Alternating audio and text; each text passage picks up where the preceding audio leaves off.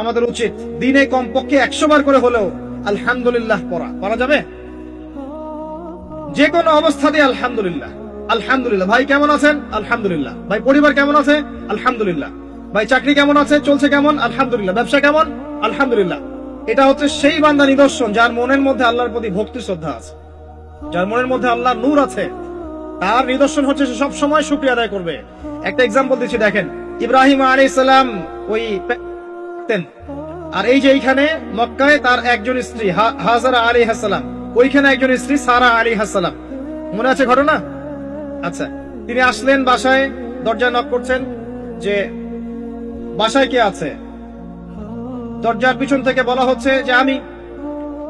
তিনি বলছেন ইসমাইল কোথায়? তখন আওয়াজ আসছে ইসমাইল শিকার করতে গেছে। তারপরে তাকে বলা হচ্ছে তোমরা কেমন আছো, স্বামী স্ত্রী তোমরা কেমন আছো? তো স্ত্রী জবাব দিচ্ছে আমরা ভালো নাই, আমাদের ঘরে অনেক অভাব, আমাদের অনেকের স্ত্রীর মতো আছে না এরকম? সারা জীবন করে যাবেন, একটা কথাই শুনবেন শেষ বয়সে গিয়ে, জীবনে কিছুই পাইলাম না তোমার কাছে। নিজের মাথার ঘাম পায়ে ফেলে করতেই থাকবেন করতেই থাকবেন করতেই থাকবেন করতেই থাকবেন, কিন্তু আপনি শুনতেই থাকবেন কিছুই করলাম না, কিছুই পাইলাম না, কিছুই পাইলাম না। অমুক ভাবি কত ভালো আছে, অমুক কত ভালো আছে, অমুকের এত আছে, অমুকের তত আছে। সুবহানাল্লাহ। এটা আমাদেরই দোষ। কারণ বিয়ে করার সময় যারা দিনদারিতা না দেখে শ্বশুরের সম্পত্তি দেখবেন, সৌন্দর্যকে বেশি প্রাধান্য দিবেন, নিজের হারাম প্রেমকে বেশি প্রাধান্য দিবেন, নিজের ওই বংশমর্যাদা ইত্যাদি ইত্যাদিকে বেশি প্রাধান্য দিবেন, তখন তো আফসোস করতেই হবে, কিছু করার নেই। এই জন্যই তো নবী সাল্লাল্লাহু আলাইহি ওয়াসাল্লাম বলেছেন যে দিনদার স্ত্রীদেরকে দেখে বিয়ে করো, যার মধ্যে দিনের বুঝ আছে, জ্ঞান আছে, একে দেখে বিয়ে করো। তবে এখানে একটা বিষয় আপনাকে সতর্ক করতে চাই যে প্রত্যেকটা বোরখার পিছনেই সঠিক দিনদারিতা থাকে না। অতএব এটা দেখেও ধোঁকা খাওয়ার কিছু নাই। দিনদারিতা আল্লাহর সাথে বান্দার মনের ব্যাপার।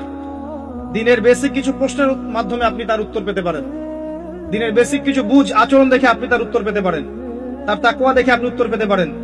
একজন আমিরুল মুমিনিন খলিফা, তিনি রাত্রেবেলা জনগণের অভাব অনটন দেখেন। একদিন দেখতে দেখতে রাতে ক্লান্ত হয়ে পড়লেন, একটা দেয়ালের আড়ালে তিনি দাঁড়িয়ে বিশ্রাম নিচ্ছেন, বসে পড়েছেন। দেয়ালের পিছন থেকে তিনি আওয়াজ শুনছেন, মা আর মেয়ে কথাবার্তা বলছে। মা বলছে দুধে পানি মিশাও, আর মেয়ে বলছে যে ইত্তাকিল্লাহ, হে মা আল্লাহকে ভয় করো। তার মা বলছে এখানে তো ওমর নাই, ওমরের প্রশাসন নাই, ভয়ের কি আছে, মিশাও পানি মিশাও। তখন এই মেয়ে বলছে ওমর নাই তো কি হয়েছে, ওমর রব আল্লাহ তো জীবিত আছে, তিনি দেখছেন। ওমর রাদিয়াল্লাহু আনহু পরের দিন ওই বাড়িটা মার্ক করে রাখলেন রাত্রেবেলা। পরের দিন তার ছেলেকে নিয়ে আসছেন এই বাসায়, এসে মেয়ে দেখাচ্ছেন, এই মেয়ে পছন্দ হয় কিনা দেখো। মেয়ে পছন্দ হয়ে গেছে। আমিরুল মুমিনিনের মানে রাষ্ট্রপ্রধানের ছেলের সাথে এই মেয়ের বিয়ে হয়ে গেল। দুধওয়ালি, দুধ ধোয়াচ্ছেন যেই মেয়ে, কি দেখে বিয়ে দিলেন? সৌন্দর্য দেখে? বংশমর্যাদা? শ্বশুরের টাকা? যৌতুক? এই কাজ যদি আমরা করতে না পারি, সংসারে শান্তি আসবে না, তখন কিছু করার থাকবে না ভাই। কারণ এই ফিতনা একবার ঢুকে গেলে জীবনটা মেসাকার। এগুলো ডিল করতেই দিন অনেক চলে যাবে। দিনের ফিকির পরে দেখবেন পরিবার সামলাতেই সময় শেষ, দিন শেষ। মানসিকভাবে যদি আপনি ফ্রেশ না থাকেন, ভালো না থাকেন, সাউন্ড না থাকেন, আপনি দিনের জন্য কিন্তু কিছু করতে পারবেন না। আর পরিবারে যদি নেককার স্ত্রী না থাকে, আপনি মানসিকভাবে ভালো থাকবেন না। এটা প্র্যাকটিক্যাল কথা। তো ওই যে স্ত্রী বলছে আমরা ভালো নাই, ইসমাইল শিকার করতে গেছে, আমরা ভালো নাই, একবেলা খাই একবেলা খেতে পারি না, ভালো নাই। ইব্রাহিম আলাইহিস সালাম বলছেন ঠিক আছে, ইসমাইল বাসায় আসলে ওকে বলো যে তার বাবা এসেছিল, আর তাকে বলো যে ঘরের চৌকাঠটা যেন পরিবর্তন করে। কথা কি বুঝতে পারছেন? ইসমাইল আলাইহিস সালাম আসলেন, একজন বৃদ্ধা লোক এসেছিল বাসায়, তোমার বাবা পরিচয় দিয়েছে। কি বলেছে? বলেছে যে ঘরের দরজা যেন পরিবর্তন করি। তখন তিনি বলছেন তুমি কি এমন বলেছিলে যার কারণে এই কথাটা বলেছে? তো তিনি বলছেন আমি বলেছি আমরা ভালো নাই, আমরা অভাবে আছি, তুমি শিকারে গেছো ইত্যাদি। তখন তিনি বলছেন তুমি ভুল করেছো, তিনি আমার বাবা ছিলেন, তিনি একজন নবী, তিনি ইনডাইরেক্টলি আমাকে বলেছেন আমি যেন তোমাকে তালাক দেই। এক কথায় তালাক হতে পারে? দিনদারিতা না থাকলে তালাক দেয়া যায়। যদি ধৈর্য ধরতে ধরতে ধরতে ধরতে আপনি অতিষ্ঠ হয়ে যান, দিনের ব্যাপারে আর কম্প্রোমাইজ করতে পারেন না, সেক্ষেত্রে তালাক একটা অপশন আছে। এটা খারাপ নয়, যদিও এটা মন্দের ভালো একটা অপশন, কিন্তু সবর করতে উৎসাহিত করা হয়েছে। সবর করতে করতে করতে করতে যদি ভিতরটা পরিবর্তন না হয়, এরকম আল্লাহর প্রতি অকৃতজ্ঞ মানুষকে নিয়ে আপনি সারা জীবন চলতে পারবেন না। দিনের পথে চলতে গিয়ে যারা প্রতিবন্ধকতা স্বীকার করে, তাদেরকে নিয়ে আপনি আল্লাহর পথে দাওয়াত এবং মুজাহাদার মেহনত করতে পারবেন না। এই জায়গায় গিয়ে অনেক সময় এক্সট্রিম ডিসিশন নিতে হতে পারে। এটা ইসলাম কিন্তু অপশন রেখেছে আপনার জন্য, আমি উৎসাহিত করছি না, অপশন রেখেছে। এরপরে আবার তিনি আসলেন অনেক বছর পর, এসে আবার নক করলেন যে আসসালামু আলাইকুম। ওয়ালাইকুম সালাম। ইসমাইল কোথায়? শিকার করতে গেছে। তোমরা কেমন আছো? আলহামদুলিল্লাহ, আমরা অনেক ভালো আছি। ঠিক আছে, ইসমাইল বাসায় আসলে তাকে বলো ঘরের চৌকাটটা যেন যত্ন করে, আদর করে, মহব্বত করে রাখে। কথা বুঝতে পারছেন? এবার ইসমাইল আলাইহিস সালাম আসলেন বাসায়, তার স্ত্রী জিজ্ঞাসা করছে, একজন বৃদ্ধা এসেছিলেন, তোমার বাবা পরিচয় দিয়েছেন, কি বলেছে? বলেছে তুমি যেন ঘরের চৌকাটটা তুমি যেন অটুট রাখো, বহাল রাখো। তুমি কি বলেছো? আমি বলেছি আমরা অনেক ভালো আছি।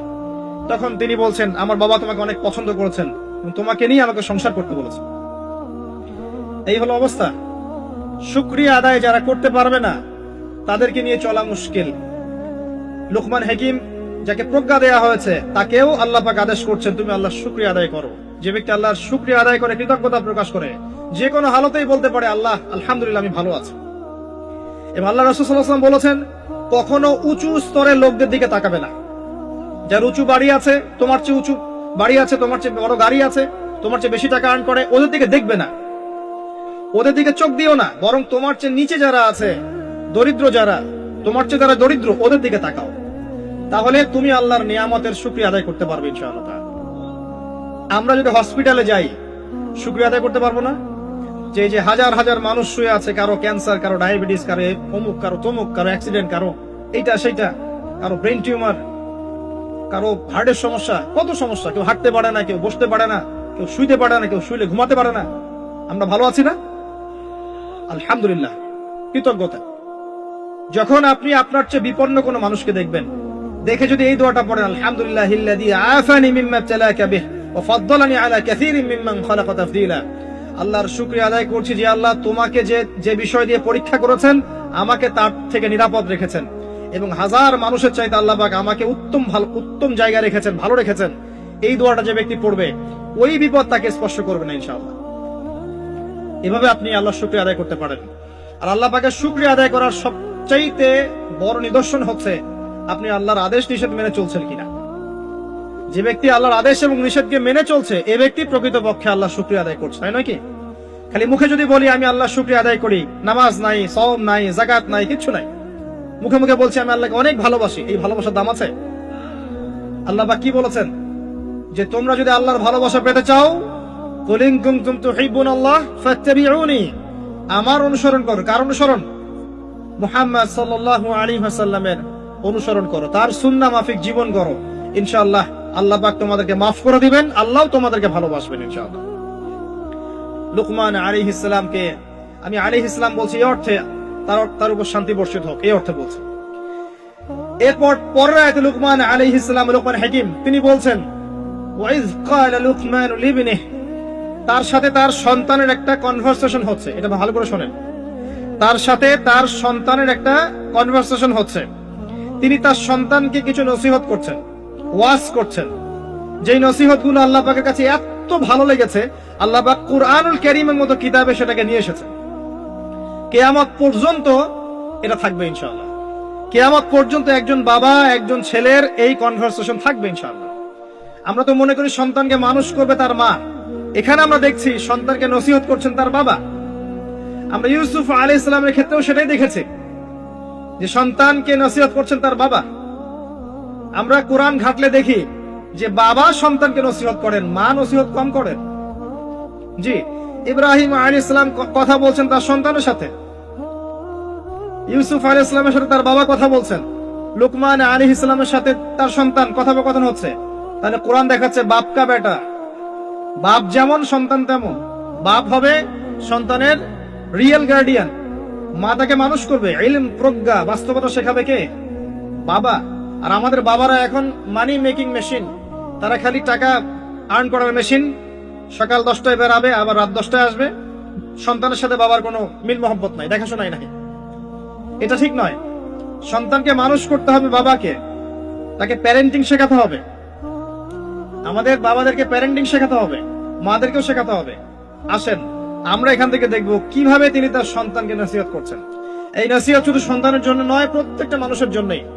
আমরা এই নসিহত গুলোর মধ্য দিয়ে আমাদের লেকচারের ইতি টানবো ইনশাআল্লাহ তাআলা। আসুন। ওয়াইজ ক্বালা লুকমান লিবনিহি, যখন লুকমান হাকিম তার সন্তানকে বলেছিলেন, কি বলেছেন? ইয়া বুনাই, আদর করে বলছেন, হে আমার সন্তান, বাবা শুনো, লা তুশরিক বিল্লাহ। প্রথম নসিহত কি? আল্লাহর সাথে শিরিক করো না। লা তুশরিক বিল্লাহ, আল্লাহর সাথে শিরিক করো না। আমরা আমাদের সন্তানকে প্রথম কি শিখাই? Humpty Dumpty sat on a wall. আমরা শিখাই Jack and Jill went up the hill. আমরা শিখেছি জ্যাক একটা ছেলের নাম, জিল একটা মেয়ের নাম, ওয়েন্ট আপ দ্য হিল আপনাদের পাহাড়ে চলে গেল, বান্দরবনের পাহাড়ের কোনায় চলে গেল একটা ছেলে একটা মেয়ে। তারপর কোনায় গিয়ে কি করলো সেটা আপনারাই বোঝেন। আমরা ছোটবেলা থেকে বাচ্চাকে শিখাই Jack and Jill went up the hill. কি বুঝলেন? প্রত্যেকটা ক্ষেত্রে সমস্যা। আপনি শরিয়াতে কি শিখাচ্ছেন? আমটি আপনি খাবেন পেরে? কার গাছের আম আপনি পেরে খাবেন? যাত্রার গাছের আম আপনি পেরে খাইতে পারবেন? শুরুতে অজগর আসছে তেরে, সন্তানকে ভয় দেখ, অজগর তেরে আসছে। ওই বাচ্চা অজগরের কি বুঝে? শরিয়তে অজগর আসছে তেরে, ভয়, আগে ভয় শিখানো হচ্ছে। শরিয়তে অজগর আসছে তেরে, ভয়, আপনি ভয় পাচ্ছেন, বাচ্চা ভয় পাচ্ছে, রাতে ঘুমের স্বপ্ন দেখবে অজগর তেরে আসছে। হ্যাঁ, আপনি বাচ্চার সাথে যে কথোপকথন গুলো করবেন রাত্রে, সেগুলো সে স্বপ্ন দেখতে পারে। শরিয়াতে আপনি শিখাচ্ছেন আমটি খাবো পরে, কার গাছের আম পেরে খাবেন? গাছ কি আপনার? যাত্রার গাছের আম পেরে খাবে? সে চুরি করা শিখলো সে। এই তো হচ্ছে এখানে শাব্দিক ভাবে পরিবর্তন না আনতে পারলে, নৈতিকতা না ঢুকাতে পারলে সমস্যা তো। আর কালচার এভাবেই চলছে কেন? কেউ এগুলো মাথা ঘামায় না কেন? সুবহানাল্লাহ, বই পুস্তক এখন টোটালি চেঞ্জ হয়ে যায়, দিন দিন চেঞ্জ হচ্ছে। দেখবেন আগে আমরা অনেকগুলো নজরুল কবিতা পড়তাম, কবিতা নাই, আস্তে আস্তে আস্তে আস্তে ভ্যানিশ। একটা ভিতর থেকে একটা আদর্শ আপনাকে ইনজেক্ট করা হচ্ছে। কোন আদর্শ সেটা আপনি খুঁজে বের করেন, এবং যে আদর্শটা রাখা উচিত সেটাকে আস্তে আস্তে মাইনাস করা হচ্ছে। কোনটা সেটা আপনি ভাবেন। সন্তানকে বাবা শেখাচ্ছে ইয়া বুনাই লা তুশরিক বিল্লাহ। কোন পরিবারে এই লুকমান আলাইহিস সালামের মতো পিতা সন্তানকে শেখায় ছোটবেলায়, বাবা আল্লাহর সাথে শিরিক করো না? এটা একটা জায়গায় সম্ভব যারা ইসলামিক লাইনে পড়াশোনা করছেন, মাদ্রাসায় পড়াশোনা করছেন। আর এখানে আমরা এমন হয়ে তাকাই এদের দিকে যে এরা সমাজের সবচেয়ে নোংরা কিট নাকি? নাউযুবিল্লাহ। তো দেখেন, আমরা আরো শিখাই বাবা তোমাকে বড় হতে হবে, নিজের পায়ে দাঁড়াতে হবে, বৃদ্ধ বয়সে বাবাকে দেখতে হবে, মাকে দেখতে হবে, প্রতিষ্ঠিত হতে হবে। আগে আমরা বাচ্চাদেরকে এগুলো শিখাই। আর লুকমান হাকিম তার সন্তানকে শেখাচ্ছেন প্যারেন্টিং। দেখেন ইসলামিক প্যারেন্টিং, যে প্যারেন্টিংটা আল্লাহ পাক কবুল করেছেন, কোরআনে নাজিল করেছেন, কিয়ামত পর্যন্ত থাকবে ইনশাআল্লাহ। বাবা আল্লাহর সাথে শিরিক করো না। আগে সন্তানকে শেখান শিরিক কি জিনিস, তাওহীদ কি জিনিস। তখন বাবা সন্তান প্রশ্ন করবে বাবা শিরিক কি, তখন আপনি আস্তে আস্তে ওর বুঝ অনুযায়ী ওকে বলবেন। ওর বয়স যদি 5 বছর হয় একটা কথা বলবেন, 10 বছর হলে আরো বেশি বোঝাবেন, 15 হলে আরো বেশি বোঝাবেন, যখন ম্যাচুরিটি যেমন তেমনি বোঝাবেন। যদি ম্যাচুরিটি হয়ে যায় আপনি বোঝাবেন যে বাবা শোনো, শিরিক মোটামুটি 3 রকম হয়ে থাকে। মানুষ কথায় শিরিক করে, কাজে শিরিক করে, এবং মানুষ বিশ্বাসে শিরিক করে। যেমন কেউ যদি মনে করে বাবা যে আল্লাহ বলতে কেউ নাই, তাহলে শিরক হবে। কেউ যদি মনে করে সৃষ্টিকর্তা আল্লাহ নয় অন্য কেউ, তাহলে শিরক হবে। কেউ যদি মনে করে আল্লাহর পাশাপাশি আরো সৃষ্টিকর্তা আছে, তাহলে শিরক হবে। সন্তান বুঝবে না, একটা স্কুলের বাচ্চা বুঝবে না, ক্লাস 9-10 এর বাচ্চা বুঝবে না, কলেজের বাচ্চা বুঝবে না, একদম ছোট বাচ্চা কিছুই বোঝে না, ওকে বোঝানো যায় না আল্লাহ তোমাকে সৃষ্টি করেছেন, আল্লাহ ছাড়া কেউ নাই সৃষ্টিকর্তা। আল্লাহ তোমাকে সৃষ্টি করেছেন হয়তো বুঝবে না, আল্লাহ তোমাকে বানিয়েছেন ও বুঝবে না। আল্লাহ তোমাকে বানিয়েছেন, এই দেখো বাবা বাড়িটা আমরা বানিয়েছি, তোমার বাড়ি আমাদের বাড়ি আমরা বানিয়েছি, ও বুঝবে না। আল্লাহ তোমাকে বানিয়েছেন, তুমি মায়ের পেটে ছিলে, সেখান থেকে আল্লাহ তোমাকে দুনিয়ায় নিয়ে এসেছেন, বুঝবে না। বাচ্চাদের একটা ফিলোসফি থাকে, বাচ্চারা অনেক কিছু বোঝে, জানেন, বাচ্চারা অনেক কিছু বোঝে। একটা বাচ্চাকে আপনি বলেন প্যান্টটা খোলো তো, ও খুলবে না জীবনেও। একটা বাচ্চাকে বলেন এই তোমার প্যান্টটা খোলো, দেখি তুমি মুসলমানি করেছো কিনা। আমরা মজা করি নাই ছোটবেলায়, বাচ্চারা খুলতে চায় না, কারণ এই যে লজ্জাশীলতা আল্লাহ পাক দিয়ে তাকে পৃথিবীতে পাঠিয়েছেন। বাচ্চাদের ফিলোসফি আছে, এটা নিয়ে যারা বাচ্চাদেরকে নিয়ে পড়াশোনা করে, আপনার কোর্স করায়, ট্রেনিং দেয়, তাদেরকে জিজ্ঞাসা করেন। বাচ্চাদের সাথে শুদ্ধ ভাষায় কথা বলতে বলা হয়, বাচ্চাদের সাথে শুদ্ধ ভাষায় কথা বলতে বলা হয়, যাতে ওরা শুদ্ধ ভাষা শেখে। বাচ্চাদের সাথে বাচ্চাদের মতো আচরণ করতে নিষেধ করা হয়। এখন তাদের সাথে ম্যাচিউর আচরণ করতে উৎসাহিত করা হয়, তারা শিখবে বাস্তবতা কি জিনিস। বাচ্চাদেরকে বেশি বেশি খেলাধুলা করতে উৎসাহিত করা হয়, খেলার মধ্য দিয়ে নেতৃত্বদের গুণাবলী অর্জন হয়। ওদেরকে মাঠে খেলতে দিতে হয়, বৃষ্টি কাদায় মাখামাখি করতে দিতে হয়। ওরা বুঝবে গায়ের সাথে যখন মাটি লাগবে, প্রকৃতির সাথে মিশবে, ওরা হৃদয়টা বড় হবে। দেখবেন মুহাম্মদ সাল্লাল্লাহু আলাইহি সাল্লামকে যখন তিনি জন্ম নিয়েছেন, প্রথম 4-5 বছর তাকে ওই আরবের বেদুইনদের কাছে রাখা হয়েছে। ওখানে তিনি ভাষা শিখেছেন, মরুভূমিতে দৌড়িয়েছেন, খেলেছেন, ফিজিক্যালি স্ট্রং হয়েছেন, ভাষা শিখেছেন, শুদ্ধ কথা শিখেছেন। এরপরে হৃষ্টপুষ্ট হয়ে তারপর মায়ের কাছে ফেরত দেওয়া হয়েছে। এখনকার জেনারেশনে বাচ্চাগুলোকে দেখেন কিভাবে বড় হয়ে ওঠে। আসেন, অনেক লম্বা হয়ে যাবে, আগে পয়েন্টে চলে আসেন। বাচ্চাকে বোঝানো যায় না যে এর বয়স হিসাবে আপনি বুঝাবেন যে কেউ যদি মনে করে যে বাবা আল্লাহর পাশাপাশি অন্য কোন সৃষ্টিকর্তা আছে যে তোমাকে বানিয়েছে, তাহলে শিরক হয়ে যাবে। আর শিরকটা হচ্ছে এমন একটা পাপ। শিরকটা কি আব্বু জিজ্ঞাসা করবে, বাবা শিরক এমন একটা পাপের নাম যেই পাপটা আল্লাহ পছন্দ করেন না। এটা একটা খারাপ জিনিস, পাপ হয়তো বুঝবে না। শিরক একটা কি জিনিস? খারাপ জিনিস। শিরক খারাপ। তোমাকে আমি আদর করছি আব্বু, এটা ভালো না? বলবে হ্যাঁ ভালো। তোমাকে যদি একটা থাপ্পড় দেই, খারাপ না? হ্যাঁ খারাপ। শিরক একটা খারাপ জিনিস, বাচ্চাকে বোঝানো যাবে না। বোঝাতে গেলে পারলে সবকিছু বোঝানো সম্ভব। আর আরেকটু ম্যাচিউর যখন হয়েছে, এই বাচ্চা তো ম্যাচিউর, যাকে বোঝানো হচ্ছে ইন্না শিরকা লাযুলমুন আযীম, এ তো ম্যাচিউর বাচ্চা, স্কুল কলেজ এই লেভেলের বাচ্চা। তাকে বোঝান যে কেউ যদি আল্লাহ ছাড়া অন্য কারো নামে কসম করে, শিরক হয়ে যায়। কেউ যদি আল্লাহ ছাড়া অন্য কারো নামে নজর মানত করে, শিরক হয়ে যায়। কেউ যদি আল্লাহ ছাড়া অন্য কারো নামে কুরবানি দেয়, শিরক হয়ে যায়। কেউ যদি আল্লাহ ছাড়া অন্য কারো জন্য ইবাদত করে, নামাজ পড়ে, রোজা রাখে, হজ করে, যাকাত দেয়, শিরক হয়ে যাবে। কেউ যদি আল্লাহ ছাড়া অন্য কারো কাছে চায়, তাহলে শিরক হয়ে যাবে, ইত্যাদি ইত্যাদি। এগুলো বোঝানো সম্ভব নয়? সম্ভব। এতটুকু তো বলা যায় আল্লাহ থেকেই সবকিছু হয়, মানুষের কোনো ক্ষমতা নাই। বুঝবে না সে? ইন্না শিরকা লাযুলমুন আযীম। বাচ্চাকে প্রথম শিখাচ্ছেন তার বাবা, বাবা শিরক করো না। শিরক হচ্ছে সবচেয়ে বড় জুলুম, সবচেয়ে বড় পাপ। আর আমরা আপনাদেরকে বলছি, শিরকের পাপ নিয়ে কেউ যদি মারা যায়, 99% সম্ভাবনা সে ব্যক্তি জাহান্নামে যাবে। 99% সম্ভাবনা কেউ যদি শিরকের পাপ নিয়ে মারা যায়, 99% সম্ভাবনা হচ্ছে সে ব্যক্তি জাহান্নামে যাবে। কারণ আল্লাহ পাক শিরকের গুনাহ ছাড়া যে কোনো গুনাহ মাফ করতে পারেন, শিরকের গুনাহ আল্লাহ পাক মাফ করেন না। শিরক ছাড়া যে কোনো গুনাহ আল্লাহ যাকে ইচ্ছা মাফ করতে পারেন। আমরা কি শিরক করব? তাওহীদ শিখবেন। একটা বইয়ের নাম বলে দেই, পড়ে নিয়ে তাওহীদ শিখতে পারবেন। বইটার নাম কিতাবুত তাওহীদ। কি নাম? কিতাবুত তাওহীদ। এখানে শিরকের সমস্ত ক্লাসিফিকেশন দেয়া আছে। কি করলে, কি চিন্তা করলে, কি বললে, কি আমল করলে শিরক হবে, সব লেখা আছে। তাকদীরকে অস্বীকার করলে শিরক হয়ে যায়।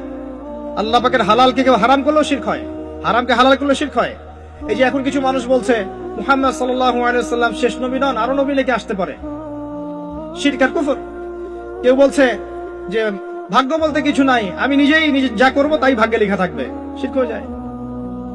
এমনও বলছে মানুষ, এখন নতুন নতুন অনেক ফিতনা। এখন বলছে আমরা শুধু কোরআন মানি, হাদিস মানি না। আছে না?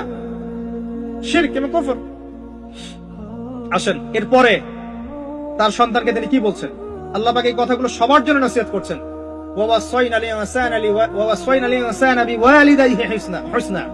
এরপর আল্লাহ পাক বলছেন মানুষকে আদেশ করা হচ্ছে যেন মানুষ তার পিতা মাতার সাথে সুন্দর আচরণ করে।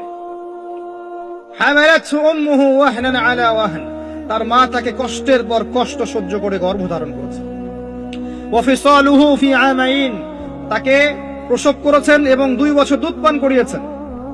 আনিশকুরলি, মানুষকে আদেশ করা হচ্ছে যেন মানুষ আমার শুকরিয়া আদায় করে। আল্লাহ পাক বলছেন ওয়ালি ওয়ালিদাইক, এবং তার পিতামাতার শুকরিয়া আদায় করে। ওয়া ইলাইয়াল মাসির, আমার কাছেই ফিরে আসতে হবে। এই যে একটা আয়াতে কত শিক্ষা। সন্তানকে শেখানো হচ্ছে পিতামাতার সাথে ভালো আচরণ করো। সন্তানকে ছোটবেলা থেকে যদি শেখানো যায় যে পিতামাতা কি জিনিস, ওই সন্তানকে বড় হয়ে বৃদ্ধাশ্রমে বাবা মাকে পাঠাবে? ওই সন্তান পাঠাবে যাকে আপনি মানুষ করতে পারছেন না, সময় দিতে পারছেন না। আপনিও ব্যস্ত, আপনার স্ত্রীও ব্যস্ত, ফ্যামিলিস্ট রেভলিউশন, আপনিও ব্যস্ত, স্ত্রীও ব্যস্ত। বাচ্চা মানুষ হচ্ছে ওই যে ডে কেয়ার সেন্টারে কাজের বুয়ার কাছে। তো কাজের বুয়ার আদর্শই সে বড় হবে। আমি যেমন আমি আমার শিক্ষাকে যদি সন্তানের মধ্যে দেই, আমার সন্তান আমার মতো হবে স্বাভাবিক। আমার শিক্ষা না পেয়ে যদি অন্য কারো শিক্ষা সে পায়, তাহলে তার মতো হতে পারে, এটাই স্বাভাবিক। আপনি আপনার জায়গা থেকে চেষ্টা করলেন, ভবিষ্যতে গিয়ে আমাদের অবর্তমানের সন্তান কোন পথে যাবে আমরা জানি না। জানি নূহ আলাইহিস সালামের সন্তান বিপদগামী হয় নাই? হয়েছে, এটা পরের ব্যাপার। আমরা তো আমাদের জায়গা থেকে চেষ্টা করব না? সন্তানকে শেখানো হচ্ছে পিতা মাতার সাথে ভক্তি শ্রদ্ধা করে চলো, কারণ তোমার মা তোমাকে কষ্টের পর কষ্ট সহ্য করে জন্ম দিয়েছেন। মায়ের প্রসব বেদনার একটা মোমেন্ট, একটা সেকেন্ড আমরা শোধ করতে পারবো? মায়ের দুধের এক ফোঁটা দুধের দাম শোধ করতে পারবো? আজকে সেই মাকে দেখেন বৃদ্ধাশ্রমে রেখে আসে, সেই মাকে দেখেন মার্ডার করছে সন্তান সম্পত্তির জন্য, করছে না? এগুলো কি নতুন কথা না? অহরহ হচ্ছে এগুলো এখন। এবং আপনি এখানে পিতা মাতারও দোষ এড়াতে পারেন না। যখন পিতা মাতা সন্তানকে ইসলামিক আদর্শে বড় না করে ওই অন্যান্য বস্তুবাদী আদর্শে বড় করেছে, তখন সন্তান বড় হয়ে এমন বিপদগামী হয়েছে। এখানে পিতা মাতারও দোষ আছে। আল্লাহ পাক আমাদেরকে বোঝার তৌফিক দান করুন। আল্লাহ পাক এরপরে আবারও বলছেন, আমার শুকরিয়া আদায় করো, তোমার পিতা মাতারও শুকরিয়া আদায় করো। মনে রেখো, আমার কাছেই তোমাদেরকে ফিরে আসতে হবে। একটা দোয়া আল্লাহ শিখিয়ে দিয়েছেন অন্য একটা সূরার মধ্যে, যে যখন তোমাদের পিতা মাতা বৃদ্ধ বয়সে চলে যাবে, তাদের সাথে এমন আচরণ করো যে উফ শব্দটা পর্যন্ত তাদেরকে বলো না। উফ শব্দটাও বলো না, বিরক্তি ভরে উফ শব্দটিও করো না। কোন সূরায় আছে? সূরা বনী ইসরাঈলের মধ্যে আছে, وقضى ربك ألا تعبدوا إلا إياه وبالوالديه إحسانا وإما يبلغن عندك الكبر أحدهما أو كلاهما فلا تقل لهما أف ولا تنهرهما وقل لهما قولا كريما واحفظ لهما جناح الذل من الرحمة। তাদের জন্য ভালোবাসার এই বাহু প্রশস্ত করে দাও। ওয়াকুর রাব্বির হামহুমা কামা রাব্বায়ানি সগীরা। আমরা এই দোয়াগুলো করব পিতামাতার জন্য। আল্লাহ পাক তৌফিক দান করুন। যাদের পিতামাতা নাই তারা জানে মা কি জিনিস আর বাবা কি জিনিস। আরেকটা হাদিস বলি আপনাকে, অন্যদিকে যাচ্ছি। নবী সাল্লাল্লাহু আলাইহি ওয়াসাল্লাম বলেছেন, 3 ব্যক্তির জন্য ধ্বংস, তার মধ্যে এক ব্যক্তি হচ্ছে সেই ব্যক্তি যে ব্যক্তি রমজান মাসকে পেয়েছে, নিজের আমল করে গুনাহ মাফ করাতে পারে নাই। 2 নম্বর সেই ব্যক্তি যে ব্যক্তি বৃদ্ধ পিতামাতাকে পেয়েছে, দুজনের একজনকে পেয়েছে বা দুইজনকে পেয়েছে, তাদের খেদমত করে জান্নাত লাভ করতে পারে নাই। আর 3 নম্বর সেই ব্যক্তি যার সামনে নবীর নাম উচ্চারণ করা হয়, নাম শুনেও সে দরুদ পড়ে না, সাল্লাল্লাহু আলাইহি ওয়াসাল্লাম বলে না। এখানে আছে পিতামাতাকে পেয়েছেন, তাদের খেদমত করে জান্নাত লাভ করতে পারছি না, আমার জন্য ধ্বংস। বলুন নাউজুবিল্লাহ।